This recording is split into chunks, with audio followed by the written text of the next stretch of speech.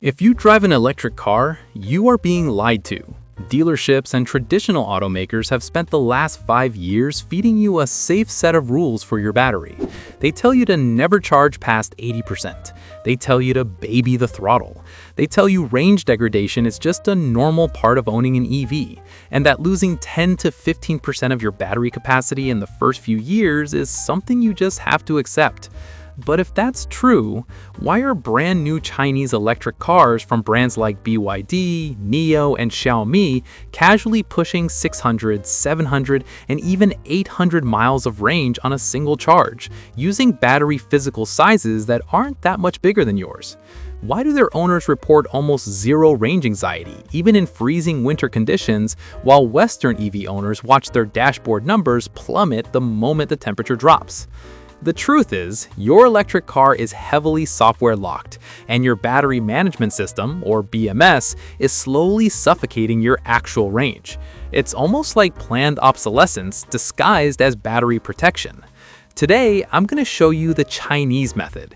It's a completely different approach to battery management, charging habits, and hidden software calibration that Chinese engineers use to maximize EV range. If you apply these exact same principles to your Tesla, your Ford, or your Hyundai, you can recover thousands of miles of lost battery life, and in some cases, nearly double your real-world usable range. And no, it doesn't involve tearing your car apart or voiding your warranty. To understand the Chinese method, we first have to bust the biggest myth in the EV industry, the 80% charging rule. To understand why they lied to you, you have to look at old battery chemistry. When you buy your car, the dealer probably warned you, looking very serious.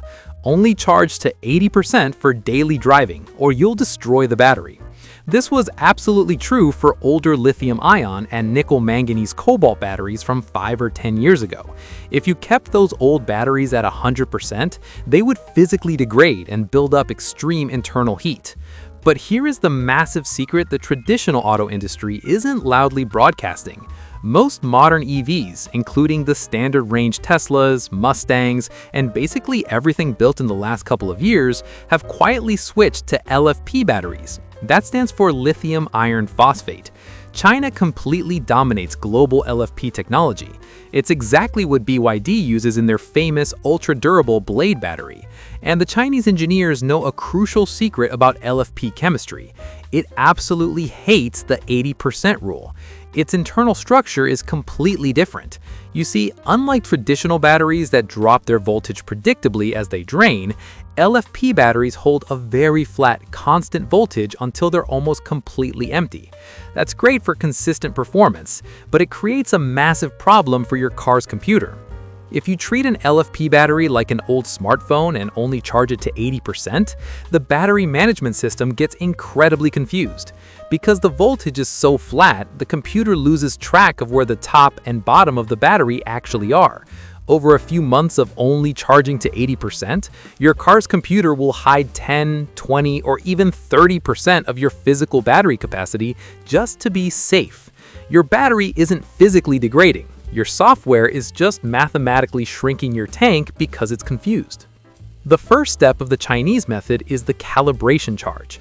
You need to plug your car into a slow level 2 AC home charger, not a fast DC charger, and let it hit 100%. But you don't stop there. You leave it plugged in for at least 2 to 3 hours after the screen says 100%. This is called cell balancing, and it is absolutely critical. Your battery pack is made of thousands of individual cells. If just one of those cells is reading 95%, while the rest are 100%, your car's computer will throttle the entire pack down to match that lowest cell. It's the rule of the weakest link. Leaving it plugged in forces the charger to bypass the full cells and push energy exclusively to the lazy ones, forcing the hidden software to recalibrate and recognize all the capacity you thought you permanently lost. But cell balancing is just a foundation. Let's talk about the hardware side and the hidden dashboard settings you need to activate right now. To understand why Chinese EVs are so efficient, you have to look at where their tech comes from. The Chinese EV market is moving at light speed because they're borrowing tech directly from their mobile phone industry. While Western automakers are stuck iterating on old designs, brands like Xiaomi are taking the ultra-dense silicon carbon battery technology they developed for flagship smartphones and scaling it up to power cars like the SU7. Silicon carbon anodes allow them to pack significantly more energy into the exact same physical space. But even if your car doesn't have a silicon carbon battery yet, you can still unlock its full potential using their software management tricks. In Chinese EV markets, drivers have figured out that Western cars come with aggressive thermal throttling. When your battery gets slightly cold or slightly warm, the car's computer aggressively cuts your range to protect itself. Chinese tuning shops use a simple $5 OBD2 diagnostic dongle paired with developer apps to bypass the artificial limits set by the factory. By plugging into the onboard diagnostics port right under your steering wheel, you can access the deeper layers of your BMS. Now, I'm not telling you to go buy an illegal hacking tool to rewrite your car's code, but you can buy a standard Bluetooth OBD2 scanner, sync it with apps like Scan My Tesla or Car Scanner ELM OBD2, and look at your nominal full pack versus your usable remaining. You will be shocked to see that your car is artificially hiding kilowatt hours of energy from you. By knowing exactly what your true battery temperature is through the app, you can manually precondition your car before you leave the house. Think about it this way. Heating a massive, freezing battery pack takes the equivalent energy of running multiple hair dryers on high for 30 minutes. If you do that while driving, you will watch your range instantly vanish. Chinese EVs do this preconditioning automatically and perfectly. Your car probably doesn't. Preconditioning the battery through your app while the car is still plugged into the wall before a long trip means the car uses the house's electricity to warm up, not the battery. This single habit can instantly give you back 15 to 20% of your range that would have been completely wasted just trying to heat up the cold battery on the highway. Step 3 of the Chinese method is how you actually drive the car. In Shenzhen, China, virtually every single taxi is an electric BYD. These drivers cover hundreds of thousands of miles, and they do not drive like you do. Western drivers are used to coasting. We treat EV pedals exactly like gas pedals. We accelerate, we let off the pedal, we coast, and then we hit the mechanical brakes. This is killing your efficiency. The Chinese EV philosophy relies heavily on maximum regenerative braking. You need to dig into your car's main screen, find the driving dynamics menu, and if your car has a setting for regen, you need to set it to maximum or one-pedal driving mode immediately. Also, if your car has a creep mode that makes it roll forward when you let off the brake, turn that off. You want the car to stop completely on its own. When you first use this maximum regen setting, it feels very aggressive. The moment you lift your foot, the car brakes hard. But here's the secret. You're not supposed to lift your foot completely.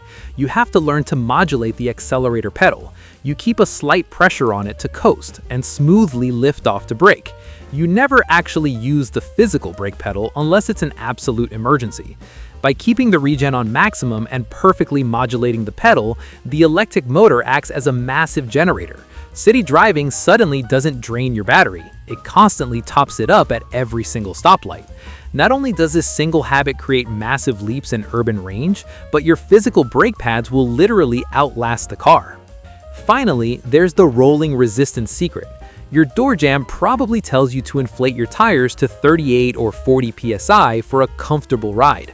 Dealerships specifically lower tire pressure to make the initial test drive feel smoother over bumps.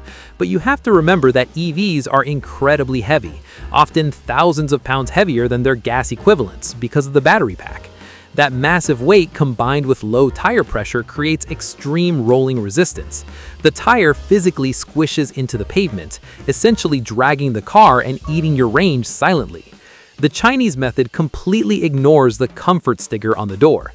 For maximum range, EV fleet operators in Asia pump their specific EV tires closer to 42, 44, or even 45 psi, depending entirely on the maximum safe cold rating stamped on the sidewall of the tire itself, not the door sticker.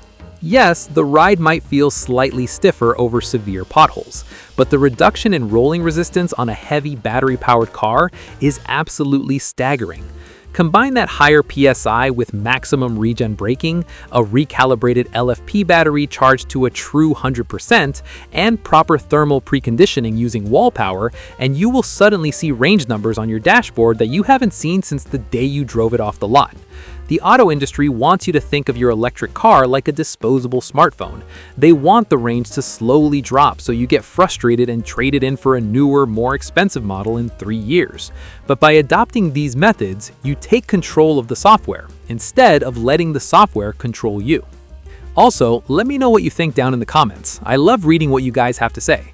If you found this video helpful, make sure to hit that subscribe button so you don't miss out on future videos. Actually, speaking of hidden dealership tricks, did you know there are 3 safe driving habits that are slowly destroying your gas or hybrid engine right now? Click the video on the screen right now to find out what they are. I'll see you over there.